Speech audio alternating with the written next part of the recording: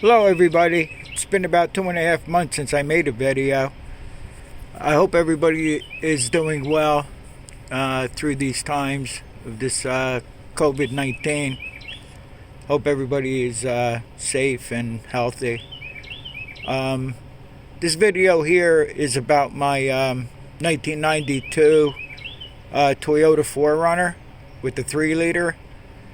And unfortunately, I think it was January 20th, blew a head gasket. Now, my 94 Toyota 4runner here, when I purchased it 21 years ago, I had asked the previous owner if he had the head gaskets done. It was still fresh in my mind about it, because from 1988 till 1996, they all had defective head gaskets. And when I bought this, it had 97,000 miles on it. And I asked the guy I bought it off of if he had it done. He said, yeah, I had it done. I even have the receipt for it. He had it done by the dealer at no charge. I think it was, the recall was in 97 or 98. I forget when. And he brought it back in to have it done, fortunately. Now, unfortunately, when I bought the 92 4runner here 5 years ago, well, I forgot to ask the guy if he ever had it done, and obviously he didn't. What happens is, on the number one cylinder here, they blow out. They're defective. So I bought this one, ironically, with 97,000 miles on it, and the head gasket blew out when it had 123,000 miles on it.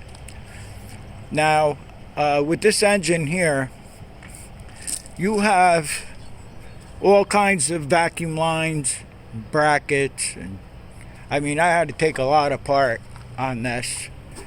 The first thing I did was I drained out the cooling system. I took the radiator out, the shroud, the fan, the upper hose, everything in the way. I took out the whole air cleaner assembly. I took the timing belt cover off.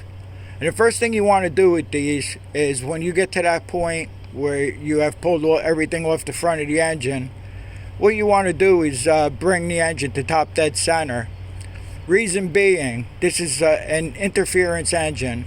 So if the cams are out of time, if the timing's off, when you're putting it back together, you can bend the valves. What happens is the piston comes up when the valves are open, and you could cause a big problem with the heads. Very costly. So what I did was I brought the engine up to top dead center. Now what I did was I took the distributor cap off. I marked the top of the distributor here. Number one's right here. So what I did was I marked where the rotor was pointing on a distributor before I took the distributor out, which makes it a heck of a lot easier when you go to reassemble it, that you put the distributor in back right. Put it back in the right way. I'm talking backwards. On the camshafts, after you have brought it to top dead center and everything, and you have your belt off, and then what you're gonna have to do is you have to pull your cam pulleys off. Once you pull the cam pulleys off, there's like a pin on the cam which has to face straight up. As long as that is facing straight up, when you put it back together, you have to make sure the cam is facing straight up as well. Otherwise, like I said, if you put the cam in wrong and you tighten the cam back down on top of the head, you're going to bend valves. Okay, and those problems, what this has on it is it has a crossover pipe that goes from exhaust manifold to exhaust manifold, and you have to take off the once you get to that point where you have taken the bolts off the front pipe, which goes on the left side of the manifold here. I had a hard time getting the nuts off. They weren't so much rusted as they were tight, I would say, I guess. So what I did was I just sprayed everything with PB Blaster the day before I was going to unbolt the front pipe. And then I forgot myself, and what I did was I was trying to break them loose with the ratchet, and I couldn't get it loose, so I started heating up the nut. Bad idea.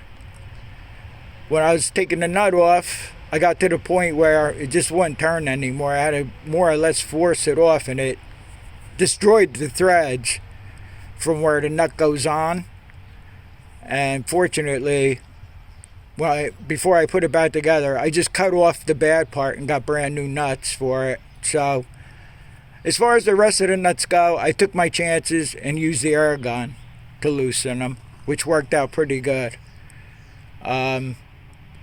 Now, once I had the plenum off and the intake off, I tried to undo the crossover pipe on the right side that goes to the right side of the manifold here, and I had a real hard time with it.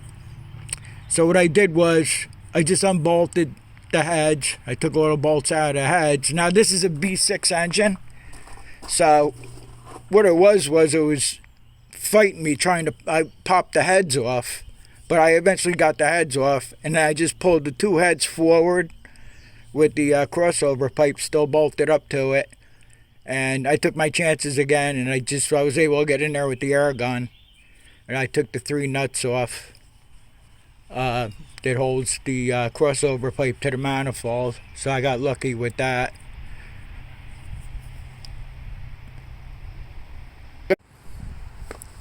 I wish I could have filmed this when I was doing the job on it, but it was a bit much for me to work the camera and everything. This was just an involved,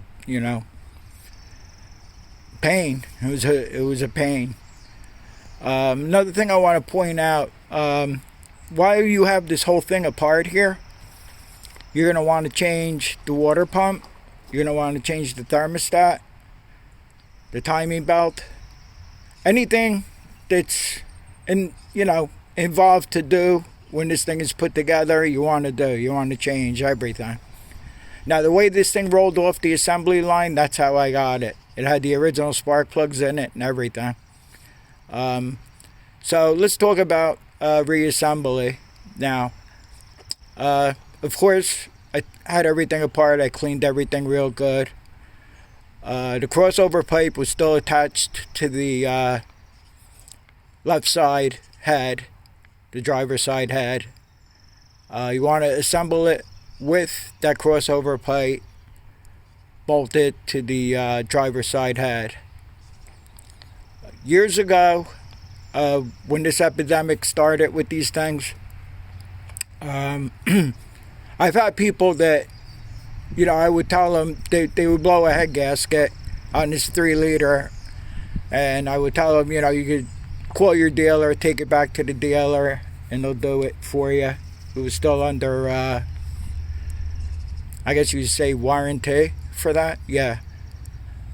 Some people didn't wanna, so I did quite a few of these during the callback and even after the callback. The thing was, once I put the heads back on without the crossover pipe on it, well, let me tell you, I had to take it apart again, because it was impossible to put the crossover pipe in once you've put the heads on even. So make sure that you put the crossover pipe on. Make sure it's on the left side of the head. So I did that. I put the left side on. Then the right side, I put the head back on, and it wasn't too bad. I used like a swivel ratchet with a 3-inch extension with a deep think it was a 12 or a 14 millimeter socket. Was able to get that bolted back up, and then I was able to put the rest of the engine together. Like I said, it was really hard to do. It was a really hard job to do. I had one mishap with this. When the head gasket blew on it, it kind of detonated. And what happened was, I got it all back together. I started up. It seemed to be running pretty good. And I took it out on the road. It wouldn't go past 40 miles an hour. It's just a mess. Check engine light was on, so I came back to the yard with it. I watched the video on the how to jump the diagnostic connector here, because I don't have a scanner for this. I don't know if this is OBD1. I forgot what it is. Anyway, there's a video on how to jump the diagnostic connector. So I did that. And I came up with, I believe, I have it written down here. I came up with a code 31, I believe it was. Whatever code it was a mass airflow. Yeah, it was a code 31. It was a mass airflow sensor. So I wasted about an hour trying to figure it out myself. And then I said to myself, there has to be a video on, jumping a diagnostic connector on this, because it's old enough to do that with. So I did that. And when I found that it was the mass airflow sensor, I took it out of the 94 here. This is it right here. This assembly here. So I took it out. I put it into the 92. Started it up. It ran pretty good. I took it for a ride and everything, and that was it. It was good. It came out good. I'm going to be posting pictures, into this video in between, because I did take pictures of it on disassembly and I think some on reassembly. So I'll post some pictures.